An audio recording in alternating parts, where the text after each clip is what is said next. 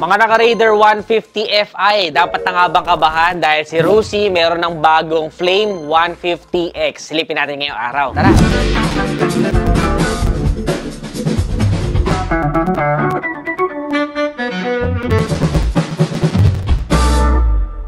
So habang naglalakad-lakad nga tayo ay nakita natin itong Rusi sa kanila Binyan, Laguna at meron sila naka-display dyan, nakalalapag lang na Rusi Flame 150X, which is, nung makita ko nga sa kanilang poster ay 4 valves na nga daw, dual overhead cam pa kapareha sa Raider, tapos FI na rin or fuel injected kaya magiging matipid sa gasolina at Euro 4 compliant pa. When it comes to aesthetic, may halin tulad mo talaga sa Raider kasi both sila na manipis, mababa, halata mong merong speed, bubulusok talaga at nagustuhan ko rin yung color combination nitong nire-review natin which is red and white. Meron pa nga daw mga ibang kulay nito kagaya ng black, meron ding sky blue and white na combination at napaka-vibrant ng kulay niya. Isa rin sa mga sikreto kung bakit vibrant palagi yung kulay ng motor ko ay gumagamit tayo ng Extreme 1 protection para laging makintab at protected sa sikat ng araw. Sa gilid, meron tayong red na fairings at merong ilang mga white na decals, 6-speed, Rusi 150X. Nakalagay na din doon na water-cooled at 4 valves, tapos 6-speed, dual overhead cam at FI. Rubber naman yung kanyang pinaka-foot peg for the driver. Disungkit yung kanyang gearing shifter. Ang ganda din ng illusion ng kanyang pinaka-swing arm sa likuran dahil parang lumulutang siya or naka-elevate. Isusiyan din tayo sa gilid para doon sa kanyang upuan kung saan mo makikita yung kanyang fuel tank. Sa front face naman ay sense ay medyo parang V-shape siya. Full LED headlight na at meron pang daytime running light. O diba? Napaka-porma. Dahil LED na, magiging mas malinaw yung bato ng ilaw sa gabi. Pero kung kulang pa sa iyo yan, ay pwedeng mong dagdagan ng Prism Mini Driving Light. Kasi maliit lang yung mga driving light na yun at perfect sa nipis na itong Flame 150X. Isa pa rin sa napansin ko na kinalamangan niya sa Raider ay yung fully digital na meter panel niya, colored display na rin. Si Raider kasi ay parang LCD display pa siya. Parang yung mga lumang cellphone, ganun yung itsura, diba? Speaking of cellphone, pwede mo i-charge ang yung smartphone dito dahil meron na rin po siya charging port. Lupit, di ba? Sumasabay na sa mga modern specs and features. Highly recommend siguro pakabit ka na lang ng cellphone holder para may paglalagay yung cellphone mo while using maps at kapag nag-charge ka. Kakaiba rin yung mga mugs niya, Nerices, parang aftermarket na. Yan yung medyo kinabilib ko kay Rusi. 17 inches wheels na meron tire size na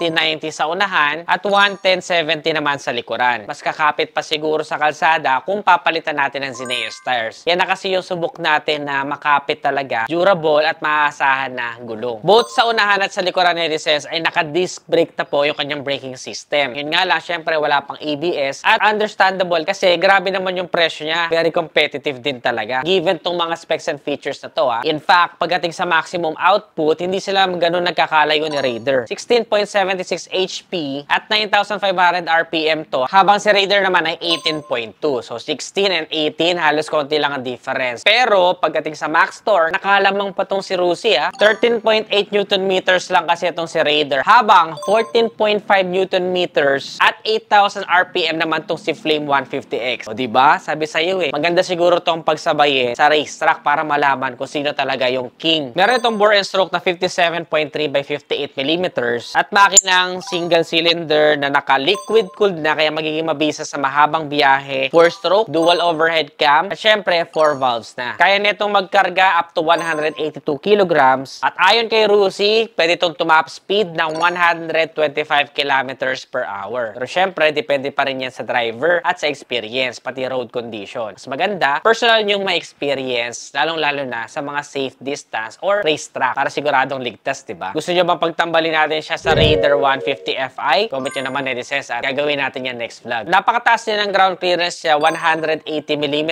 So pagdating sa mga higanting hump sa Pinas, kahit na maliit yung motorsiklo at manipis, ay no sayad talaga. At the same time, kung maligaw ka rin sa mga medyo somehow off-road na mga kalsada, wala kang problema na sa side yung ilalim mo sa motorsiklo na ito. Safe talaga kasi mataas yung ground clearance niya. Pang mga ADV scooter nga kung tutusin. Ngayon, meron itong 5.3 liters na fuel tank capacity at pagdating naman sa fuel consumption, siguro kapag nakahiram tayo ng unit, ay itetest natin kung ilan talaga yung actual fuel consumption niya. Sa unahan naman ay may may telescopic fork tayo na suspension. At nagustuhan ko rin combination ng white na fender at saka black yung sa may likuran. Siyempre sa manibela, naka-naked handlebar din tayo na medyo naka-lean forward ng konti pagdating sa riding position. Black painted na rin yung kanyang mga brake lever and clutch lever. At pag tinitigan mo siya, Nedises, talaga maporma na din no? At may bubuge. Yung seat naman niya, manipis lang pero kayang-kaya pa rin mag-angkas ng walang kahirap-hirap. May Rusi logo lang din doon sa may upuan. At nakakita nga din tayo ng isa pang kulay nito na merong black and yellow na combination. Pogi din, di ba? Yung tambucho naman niya ay stainless at very decent na rin at hindi mukhang cheap quality. I wonder kung anong tunog nito kapag na-sound check naman natin. Sa likod naman, meron tayong patulis na tail light na meron ding reflector at plate light para sa plaka. Habang may mga nakahiwalay naman na turn signals na stylish, ingatan nyo na lang syempre para hindi mabali kung sakali man matumba yung motor. May very sturdy din tayo na grab bar. At gusto ko sanang sukatan kung kakasya ba yung K3 bracket natin na galing sa Raider. Kasi yung K3 yung pulido na bracket bagay talaga yung pampurma kahit wala pang top box mapurma na Pero kung kakabitan natin to ng top box for storage, pasok na pasok dito yung hybrid top box natin kasi hard plastic siya. So plastic, mas magaan siya at hindi mahihirapan kahit na manipis yung motorsiklo mo. So kung gusto mo magkarga tapos Raider or Flame 150X yung motor mo or Underbolt, hybrid talaga yung maganda ipakabit. Dito sa Nedi shop namin na located sa Santa Rosa, Laguna, pwede nyo kami i-visit. Or mag-shop online, search nyo lang Nedi shop. Nakakatuwa din yung butas ng exhaust niya, dalawa. Ngayon ko lang siya nakita nung tinitigan ko, dalawa pala yung pinakabutas ng tambucho niya. Galing, di ba? Mukha talagang matulin tong isang to no? Sa kanan na buttons, meron lang tayong push start. Sa coolant level naman ay nasa 600 to 700 ml yung pwede natin ilagay at i-maintain. Habang meron tayong overall dimensions na 1960 by 690 by 1110 mm.